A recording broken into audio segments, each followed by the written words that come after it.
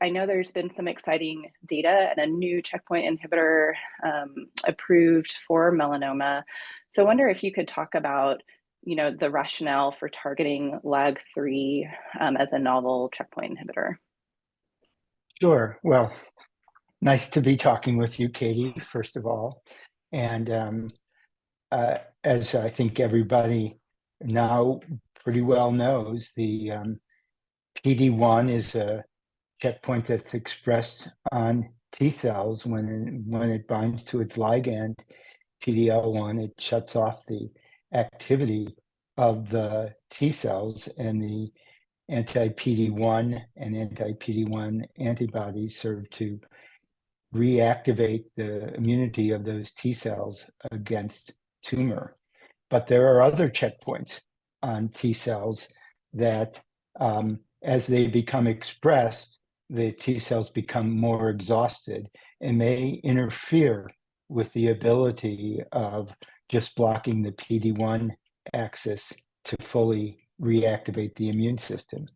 And one of those checkpoints is LAG-3, and when it binds to its ligand, will also shut off the immune system.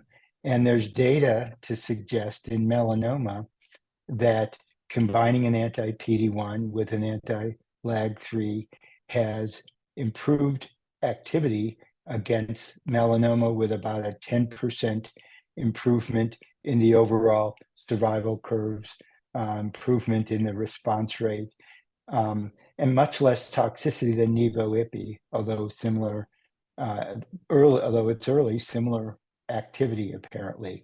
And so it's become an alternative combination for patients with metastatic melanoma.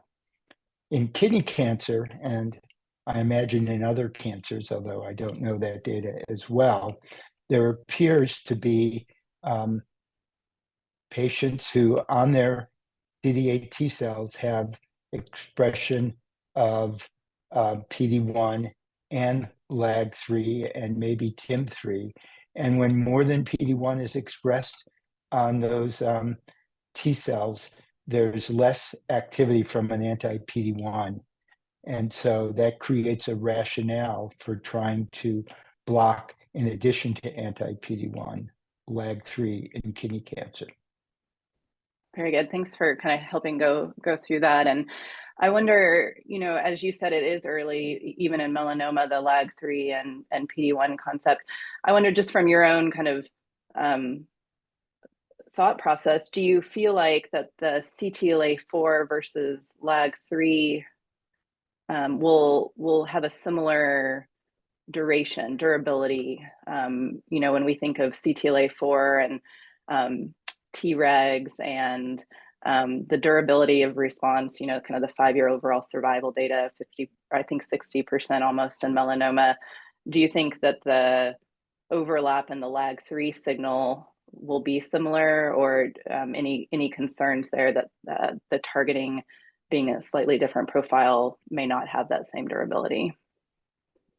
Yeah, well, that's a great question. We certainly don't have that data, but we do know that the responses in melanoma to anti-PD-1 alone, although less than PD-1 CTLA-4 combination, appear to be as durable.